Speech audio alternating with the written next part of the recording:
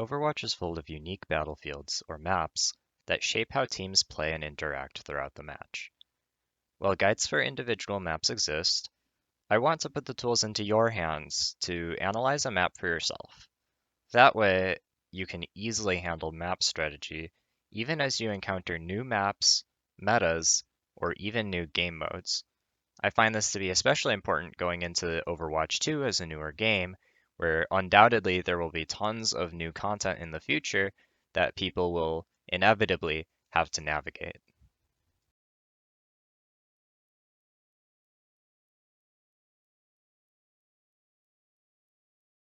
Overwatch maps, as with any geometric object, have three different dimensions: length, width, and of course, height. These different dimensions will affect how heroes are benefited by the map and where they might be strong. For example, long-range heroes like Widowmaker benefit from longer sightlines, where they can keep their distance from the enemy. This way, they can deal damage to opponents who can't easily deal damage to them. They become very difficult to approach because Widowmaker can deal damage as they approach while they can't do anything in return yet. Even if they do manage to close the distance, you can usually take out a lot of their health and make them burn a lot of resources to get the progress. To summarize, map areas with long sightlines favor longer range heroes because I can shoot you, but you can't shoot me. Someone like Zenyatta, Ashe, Hanzo, or Widowmaker can easily outdamage the opponent before they can even pose a threat. They can also react quickly because of the amount of time it takes for these close range opponents to close the distance, and they can react preemptively to move out of the way and out of the threat range. These long sightline maps also favor horizontal mobility. Here's like Wrecking Ball and Tracer are two examples. The horizontal mobility helps diminish the issues that close range heroes have on long sightlines. These closer range heroes can now close the distance faster, which means less risk, easier moving from cover to cover, and less time for the enemies to run away. So they're not really innately supported, so to speak, but by the same note, they help make up for the weaknesses of the non-long range heroes on these long sightlines. Meanwhile, on short sightline map areas, you have closer range heroes, surprise, surprise, who are favored. They can now more effectively get into range without dying or having to use resources because they can use the cover to close the distance. And the less total travel distance means less time for ranged enemies to react and run away. So they can't really kite as easily. So this includes heroes like Reinhardt, Reaper, Zarya, and Junker Queen, for example. I also would say that short sightlines favor lower mobility heroes. This isn't to say that mobility isn't useful. Mobility is very, very, very useful. For example, Junker Queen has some, and Lucio is used with these compositions a lot because we like to be able to close the distance faster or create distance faster. Mobility is still super useful. But because we have all the cover, we can often avoid these longer sightlines and play less mobile heroes with less distance to cover. So it's less of a liability to not have as much mobility. So you can use heroes like Junkrat, for example, who normally are very immobile and struggle a lot on those sightlines. But in this close range environment, they don't need to move around to as many different angles. Map width dictates the number of long angles available to use. There's always a longish angle down the center of the map, but the side lanes can provide differing distances from opponents as well. For example, in this scenario, the Roadhog is going to have a very hard time closing the distance against either the Widowmaker or the Zenyatta. In both cases, because of the map area being so wide, he just can't get close enough to provide a significant threat before they get away. Map width specifically affects the number of different long angles that are available to use. So if the map has a wide area, there's more different long-range angles that you can set up longer range heroes on and have them be safe thanks to the distance. It's basically like how we were looking at map length. So wide areas also favor heroes with longer range and horizontal mobility who can more easily take advantage of those areas of the map and cover the distance. It slightly disadvantages close range heroes also, once again, because they have more distance to close if they want to address threats on these angles. Narrow areas of the map are a little more interesting.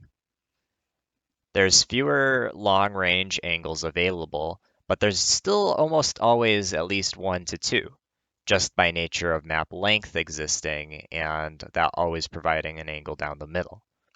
Stacking more players on one angle can have kind of diminishing returns because the threat doesn't necessarily increase all that much from the more people being on the one sight line because you have less different angles to try and avoid. So generally what you might do is instead of playing two different long-range heroes or like 3 or 4, you might just pick like an Ash and a Tracer because the Tracer is a close range hero who can take a different angle from the Ash who's on the one long range angle. Narrow areas have a slight disadvantage to mobile heroes. They can't wrap as easily behind or beside enemies, and it might be harder for them to flank around, and they're usually not as strong of a hero besides their mobility. And in extreme cases, where there's virtually no side lanes, think like Circuit Royale, to a lesser extent, some stages like Lijiang Control Center, etc., this will immensely favor heroes based on the map length. So in the case of Circuit Royale, there's actually very long center sight lines, so it's a very long map, and very narrow width in point A. So you'll see teams going and playing just all long range heroes down that one corridor. But if it was a shorter lane and easy to close the distance despite having only a narrow area, then it would significantly favor close range heroes who can just burst down that distance. Map verticality means how much high ground there is in the map and how high it is. For example, on Dorado Point B, there are only 3 staircases that give immobile heroes high ground access, and 2 of them can be pretty difficult to use if you're an attacker. But this high ground provides key angles that teams can't afford to give up. Let's say that there's an enemy Ash on the high ground on this opposite side of the payload. The payload is somewhere around here. If I am a not very mobile hero and want to actually attack her, I have angles here,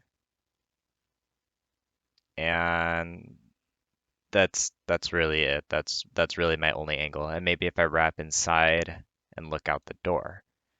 If I want high ground angles on her, I have to go all the way around to this stair, and then I have access to here, or I can rotate all the way over to here and have an angle, or I have to go all the way through here and come out to have an angle. So unless you have that vertical mobility, your options are pretty restricted. Comparatively, if I have vertical mobility, oh, oh, I have angles on her, or oh, suddenly I have angles on her without going all the way over to the stairs. Or even some heroes like Pharah and Echo, you can go over the top and peek, or like Widow with her grapple shot. Or I can fly over here and go over, or over here, or even around the back. Like there's 1,000 options that are opened up by having vertical mobility. For example, a hero like Echo can pretty easily wrap around to the other side of the position that we were looking at earlier for Ashe and pose a major threat, especially with their ultimate where she can have more uptime from that angle and potentially more consistent damage output. The bottom line is that mobility, both horizontal and vertical, opens up more options for a player to use. Maps with high verticality provide advantage to heroes with vertical mobility. They have access to more angles, can attack from more unpredictable positions, and can get to these angles much faster than less mobile heroes. You also have a slight advantage to heroes with horizontal mobility for this reason. They can take the stairs a lot faster, so to speak. They can go along those long rotation paths and make it to the high ground a little faster, so you're less bothered by it. And sometimes there's ways that you can get to the high ground using some small vertical mobility tech things like rocket jumping or tracer blinks. So there's something to be spoken for that. And of course, high verticality maps also disadvantaged close range heroes. Here I said that their arms are too short to reach the high ground. They also don't do that much using the high ground. It's great for staging, but the close range heroes will struggle to close the distance against these heroes and often will be forced to just push the objective, which is a legitimate strategy, but it has its limits. Maps with low verticality provide a big advantage to horizontal mobility heroes. So heroes like Ball, Tracer, Lucio, they also benefit from the low verticality, but even more so because they just are zooming around the map while everybody else is chilling. They have less stuff in the way. Soldier 76 is another major one. Low verticality disadvantages vertical mobility heroes because that portion of their kit basically becomes not very useful. For example, Hanzo, if you're picking him on a map like Busan Sanctuary, which is very flat, you're just not going to be getting that much leverage out of his wall climb and might be better off playing a hero like Ashe or Soldier 76. Low verticality also advantages close range heroes. There are less obstacles to closing the distance, so they have some kind of cool stuff there. The interesting thing with verticality, though, is there's some middle point here. Because a hero like Reaper is close range more, so he in theory should favor low verticality, but he also does have some vertical mobility. So he's not entirely helpless against this high verticality maps and this high ground. So there's some options. Similarly, Genji, because he has such high vertical play, he's not as disadvantaged despite being relatively close range. So you have some interesting interplay here. These are some heroes who have relatively high verticality in Overwatch 2. These are some heroes who have relatively low verticality in Overwatch 2. And here's some heroes who have kind of a mix or mostly horizontal. Now, interestingly enough, though, see how Zenyatta here is in low verticality? This does not mean that he is allergic to high ground. He actually does enjoy, remember, that he's a long range hero. He can benefit from high grounds, and often significantly so. But it'll be much more difficult if you're attacking into those high grounds and have limited access points. And if you have to leave those high grounds, it will take much more time to reset. Comparatively, on defense, like heroes like Sigma and Zenyatta, where you often have much more ready time and ability to go up to high grounds, you'll often be able to control those much better. So while high ground specifically disadvantages close range heroes, and low verticality specifically advantages close range heroes, mid to long range heroes are kind of neutral. They don't actually care as much about high ground as you would think because it can be easy to close the distance against high ground if they're playing high verticality heroes, which can actually disadvantage long range heroes. And there's just some messy interplay. So just keep that with a grain, take that with a grain of salt, and keep that in the back of the head.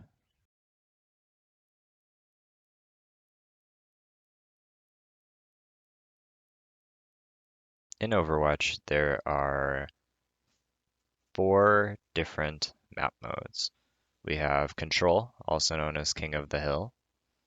We have Push, which is these two make up the symmetrical map types.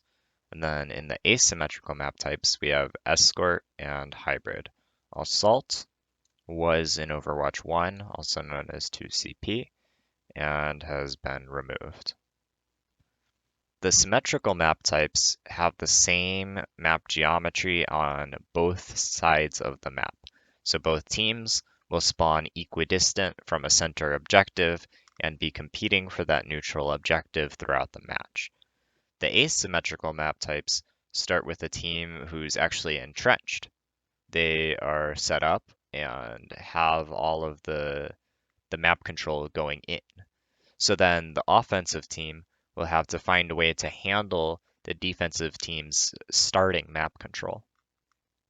In the case of asymmetrical map modes, teams will be competing for the neutral ground in the middle.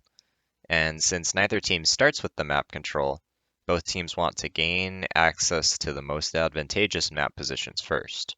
This causes both modes in symmetrical modes, push and koth, to immensely favor high mobility heroes who can get near the objective and use the strong angles first.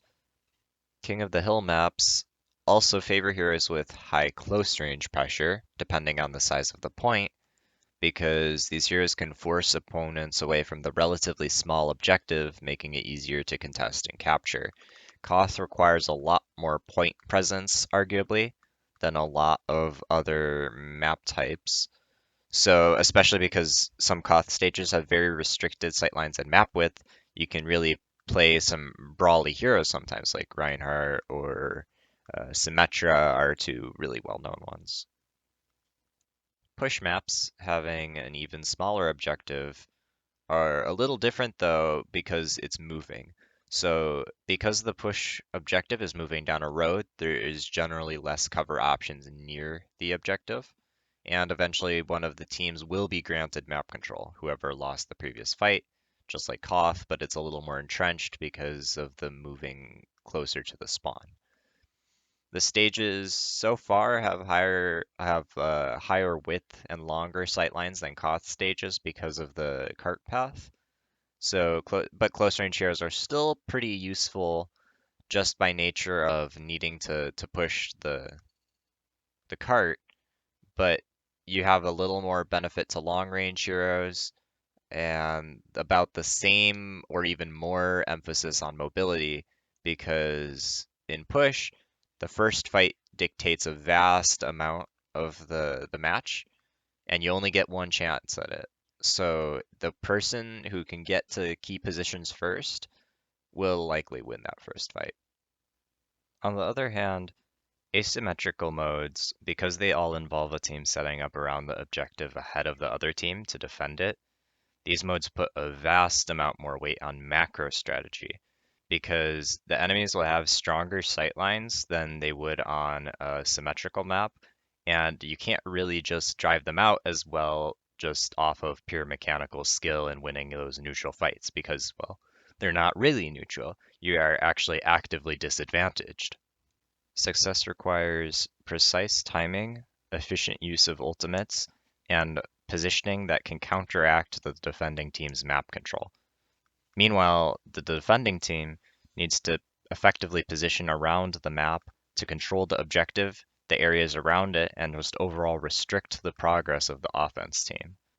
Asymmetrical map modes are a little less of a rat race to get to the first objective positions, so they tend to be welcoming to a wider variety of strategies. Hybrid maps especially are relatively balanced and have a wide variety of composition styles, and while the specific geometry of those maps will still favor specific heroes, such as the restricted sightlines on King's Row Point B, bolstering brawl compositions, or the extreme verticality on Nimbani favoring mobile heroes, the hybrid mode itself doesn't really favor specific strategies. Teams are maybe a little more willing to quote unquote flip the map on hybrid maps, where attackers will rotate a large chunk of their team to around behind the opponents on the first point, but this strategy doesn't really see regular use. It's not intuitive, and it takes significant time to rotate entire teams around long paths, which makes the strategy relatively uncommon unless there's major reasons for it. For example, on Blizzard World A or King's Row, where it can let you set up some very dangerous sightlines if you're careful. Teams are willing to flip the map on hybrid thanks to having easier rotations around a stationary objective, which is now unique to hybrid for all practical purposes because Koth is set up on the neutral and on a different map. Meanwhile, Escort, all 6 of the current Escort maps, or 7 I suppose if you include Moreso, have long sightlines, moderate width, and varied levels of verticality, ranging from the likes of Dorado and Gibraltar down to Junkertown and Havana with very little verticality. So poke heroes are almost always extremely strong on escort maps, and you won't see brawl compositions used as often unless they're just very strong in the meta or it's a team's personal preference, because they often can just kind of get pummeled from all the different angles as they push the objective. If we get more new game modes in Overwatch 2, you can actually look at if it's a symmetrical or asymmetrical map mode, and it'll give you a pretty good idea actually of how the map will handle. Well, you won't get to see the exact composition because that has a lot of different factors, which, by the way, I wrote a piece about meta and how that it changes over due to different factors, and I'll have that linked in the description. But if you look at if it's symmetrical or asymmetrical map, it gives you an overall feel for how you can roll out and how teams might approach handling the situation, whether it'll kind of be slow and methodical or kind of a scrappy first fight.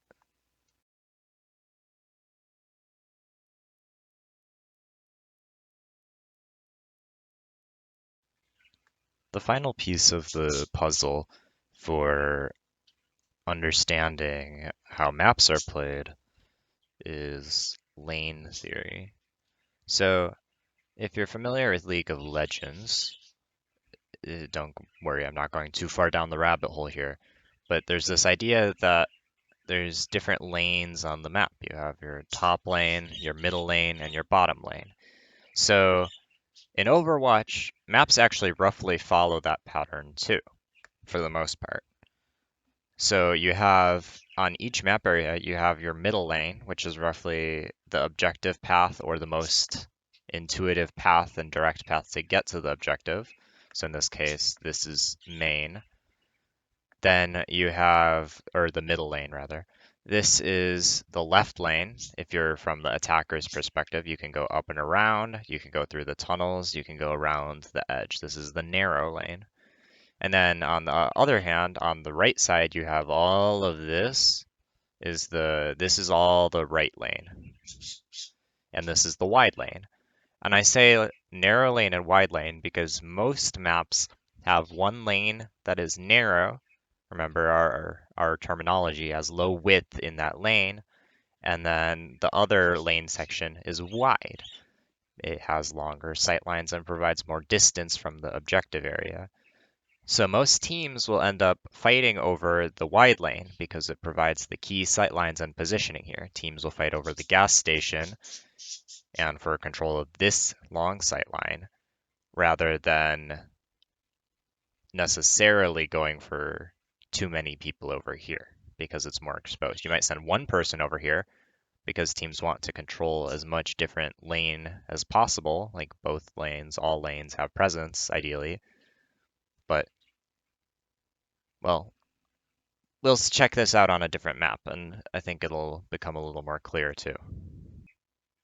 Some map points, for all practical purposes, don't even have 2 lanes. So while there is a path over here that vertical mobility heroes can take to get into this left lane, for the most part, you only have main and the one right lane as your widest lane. So a map like this has relatively low width even in its one lane, which means that you're not going to be able to keep huge distance necessarily or have that many long sightline heroes supported well on this point.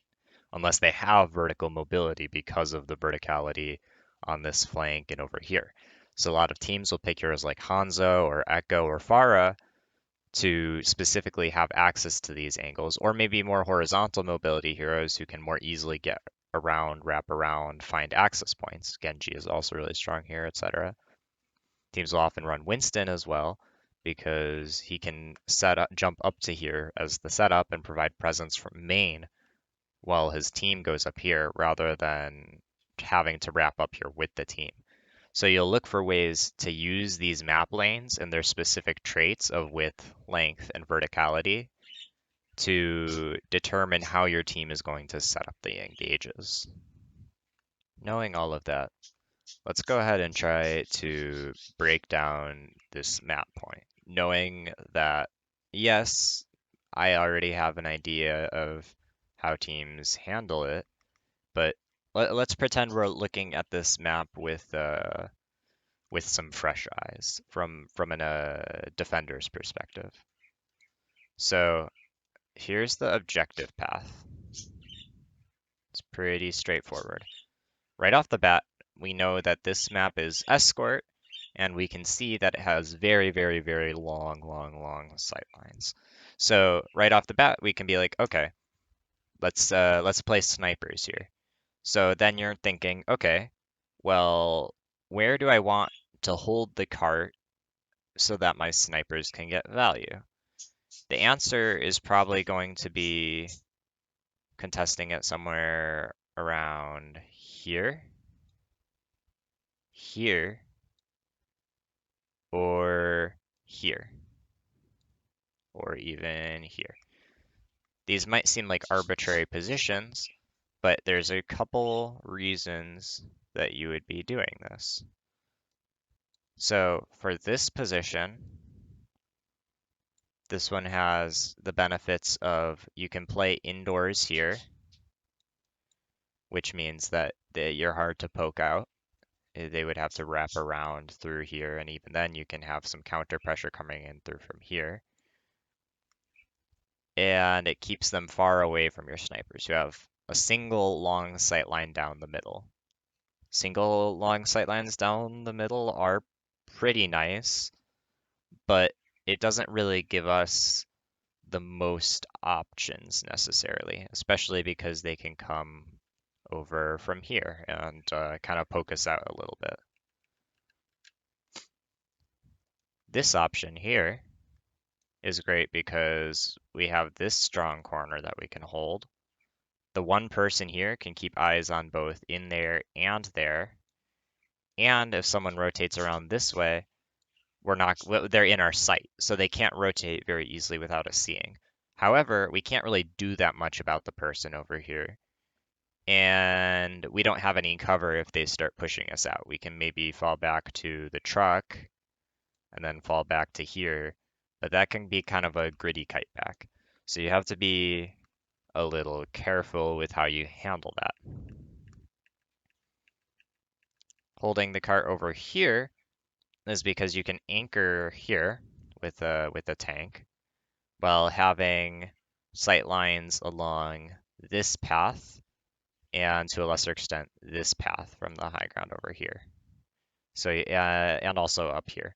So you have a few different long sightline options, even this one to a degree. A few different long sightline options that are coinciding. This area is a little too close range. They would be too vulnerable, but you could send the flanker up here and get a very greedy angle that can have sights on here where the enemy team will be. And if we're anchoring the cart around here, we actually have pretty good cover right there. Our backline can play in the staircase, or even here, or even in here. This is a pretty strong one, so let's give this one a check mark. And if you hold it back here, which is kind of like the last case one, it's basically functionally the same. You still are anchoring here eventually. It's just that you'll have to win a scrappy fight without access to those angles. But you still have this, the wraparound, and the wraparound actually favors long range heroes more now because the enemies are further in if they're trying to push the cart. So overall on this map, you will probably be holding here or here in the long run. And then up here, this is kind of more of like a temporary position. You're looking for some poke, and you're looking to restrict their free access to the map, but you're not looking to like anchor there and necessarily hard hold there all game, because this position is relatively disadvantageous. But what if we did want to turn this one into a really strong position? Well, okay.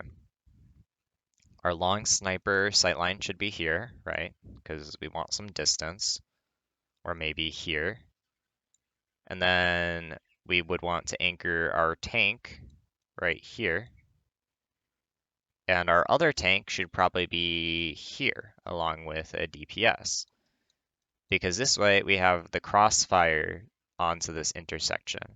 And all of this was a long and arduous way to say that you have a couple key options for how you handle most maps.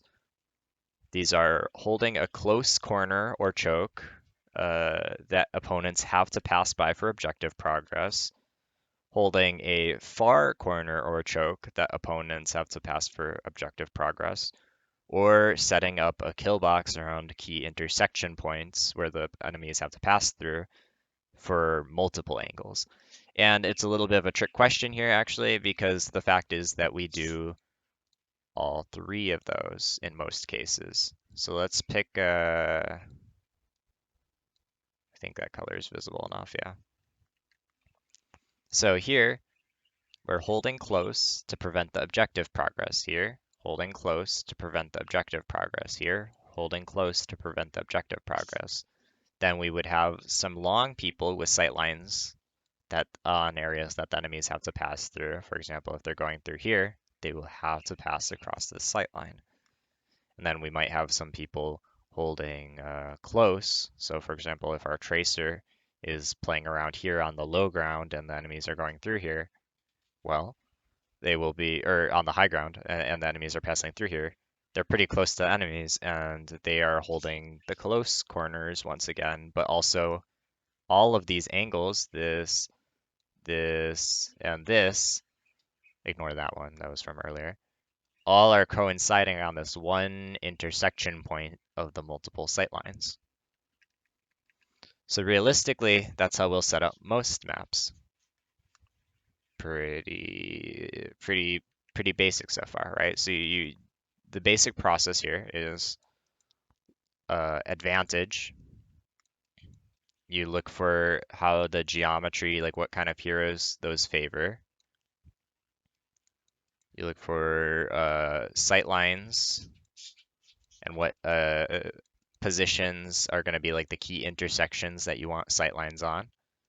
And 3, anchor, which basically just means not only anchor, but just cover corners, cover anchor points, etc.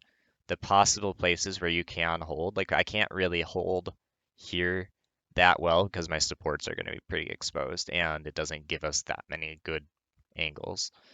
So you kind of have this little checklist here talking a little bit about how you might go about breaking down a map. Here's another point of view where we are looking at the Oasis King of the Hill map. This is a symmetrical map, so we won't be looking at how teams are like entrenched quite as much as that initial rollout first. So the initial rollout, well, let's trace main first. So here's main. This is probably the most intuitive path to the objective. But there's also this, which is also kind of main.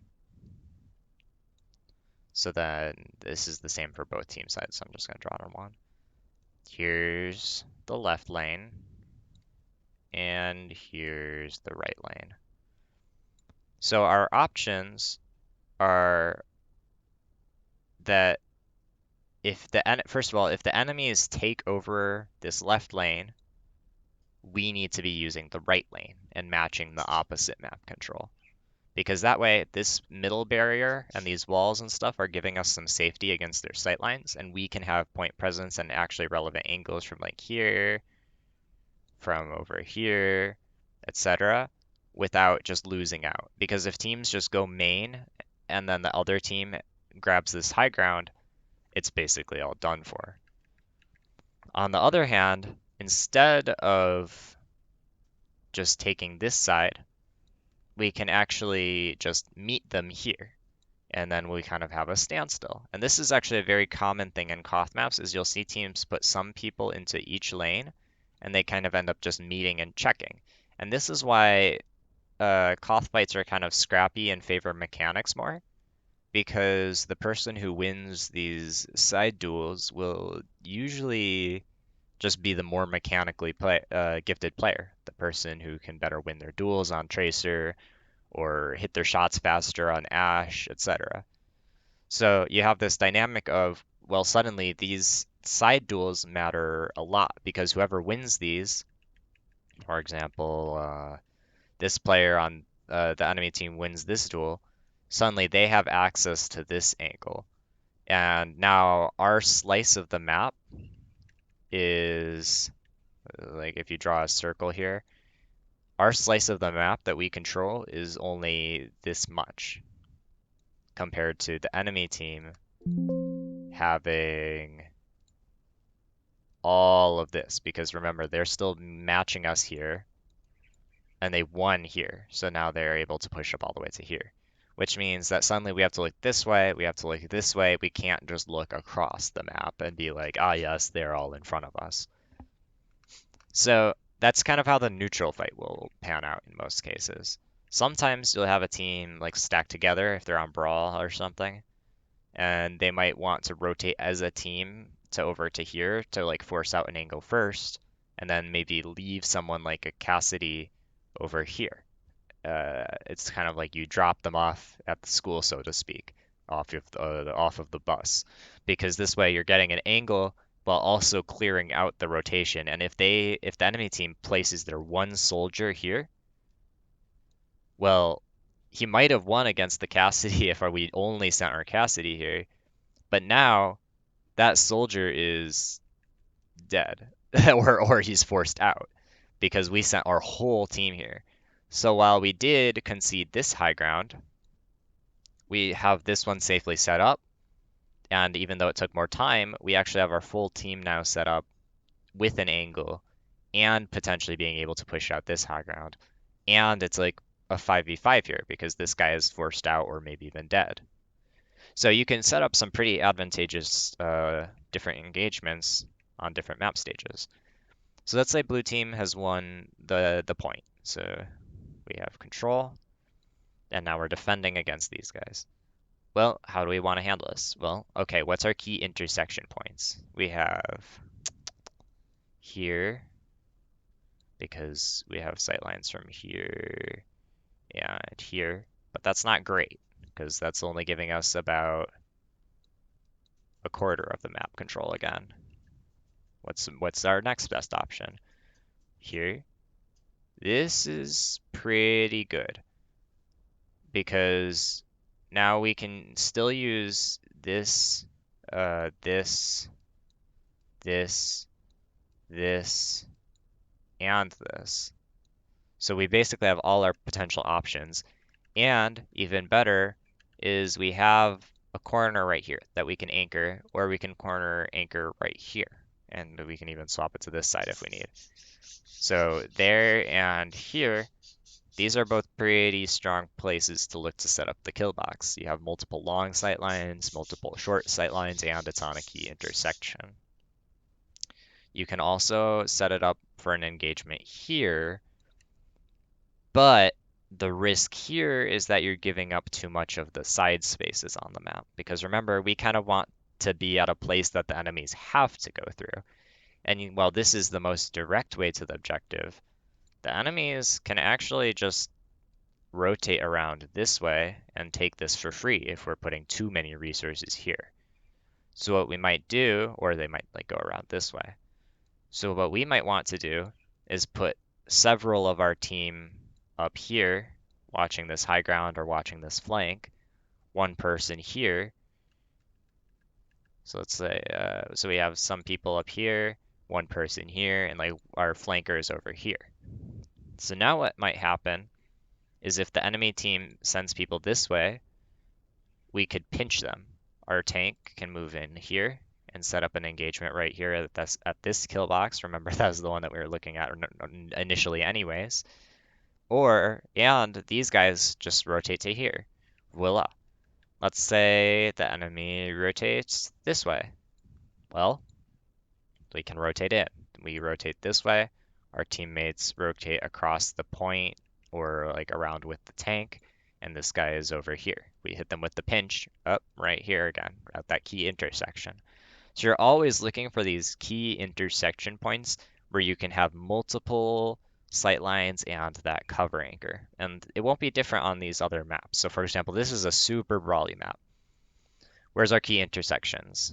On the point, our key intersection is kind of really the point itself, but even more so here and here. So depending on which team we're at, so I'll do that in red. So what blue team will try and do, roll out for this neutral fight. Remember, both teams always want this neutral fight. They'll put some people there, and maybe not even anyone in main because it's just not as useful of an angle, but maybe like a little bit here just to uh, kind of see if they can get an off angle there, or maybe like extra people up here, something like that. Whoever wins these, say red wins or let's say blue wins these fights, or one of them. We have these teams still matching here, and now blue can wrap around to here. And now we can push in from main a little bit, and now suddenly this is our key intersection point kill box. Pretty nifty, huh? And even if we only have this angle, often having the resources taken away and put towards this way and having to look in these two completely different directions now for red team will lead to them losing this angle as well. And at that point, we have our perfect fight win because we have this, and this. We have control of all three lanes. So you really need to win two lanes to win a fight, which means having someone sent on a flank or a side angle. And you need three if you like really want to lock down the map and prevent the enemies from freely rotating. And if you don't control all three, what you'll have to do is you'll have to counter rotate. So like if they rotated through here, our whole team suddenly is flipping over here and kind of following them, because then instead of being there, now their team's like looking for the map over here and they have like these angles, but we've remember this is our spawn. We've actually moved around and are now over here. And this is why it's called flipping the map, because teams will rotate around each other to maintain the angles. They want to maintain their half of the map, so to speak, because that's kind of that neutral standstill zone. And as soon as you get someone in the fishbowl, so to speak, as in you have a bigger percent of the map control than they do, they're done for. Let's take one more look at one more map before we move on to talking about the wrap up and a little bit of theory work. So here is the map we're looking at, New Queen Street. This is main. And remember, this is a symmetrical map.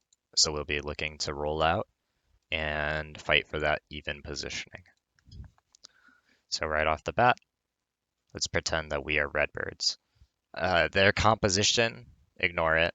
I don't like the composition. It makes me sad. I pretend it doesn't exist. It's strong, but I just don't like it. So we're operating from a pure theory perspective. So where is our key angles? So right off the bat, we have this is our left lane, and this is our right lane or coast. So If we go down main, your question is going to be, how do you get angles? Well, and by the way, left lane is this whole middle chunk plus this piece here. So from there, you're like, well, okay, how do we handle this? So we want someone in right lane. We would probably want someone kind of towing the line in here, moving up into the left ground, high ground, which is very useful as well. And we'll probably have someone in main because our key intersection points, well, we have here, because there's angles here, here, here, and here, and here if you're the other team. So either of those will probably be our key points. And this is actually fine for us as well to a degree, because if they were to wrap around to here and here and here, well, note that we could actually predict that and set up a counter engage where we wrap around, pinch there, meet them from here, and then basically that, because these two would collide. Let's get all of the clutter off of the map again. So let's say we win that first fight. Now what? Key intersection point, the next one is going to be right here, because there's a flank there, or there's an angle there, there's an angle there, and an angle here. And oftentimes what you'll see is the defense is always choosing their map position, because even on a map like this, so if we won the first fight, that means that Wisp is actually the one doing this defending now. So now we have to play accordingly on the Redbirds. So actually, let me revise this. So here, there's Wisp person here, Wisp person here, and Wisp person anchoring. So now we have to address this. Well, we want that angle for sure. We want this angle for sure. And we probably maybe even want someone indoors there, because then they can better match against that angle. And we might even actually send a long range flanker like our Sojourn over this way, because they can absolutely just pummel. So you'll see teams take these off angles and stuff according to how the defense is playing, and then the defense has to counteract to that. And you have this constant back and forth dance between two teams that are really interested in having the advantage, and I think that's part of what makes Overwatch so beautiful in a way. So let's actually take a quick look at how that pans out. Potential, and we have seen that Gig. Now, these teams are going to be playing much more stacked because Junker Queen wants to play that way. So, but we still see the teams taking that neutral fight on the right side. Redbirds win that first fight, forcing Wisp back. And note, we do have Vision going and wrapping around looking for a little bit of that angle pressure. They want that off angle still. They're going to not want to wrap around all the way, but they're playing this long sight line. And you'll probably see some people wrapping around, like for example, Rocket there was wrapping around a little bit on the side, looking for a little bit of that extra map control. Redbirds is now sending their Sojourner over there. So see, you can, even with this composition that plays more stacked than most comps, you do have this setting up in this similar way. And note where the cart is right now is actually one of those two fighting locations that we pointed out. It's a little bit in the middle, but it's like this, because this middle section of New Queen Street is so fluid, you can actually pretty evenly set up engagements along a lot of that area. Let's jump ahead a little further in the replay.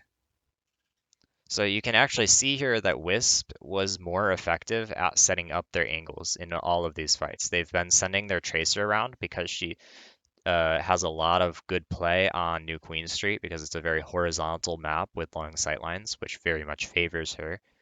She's able to give them a lot of map control.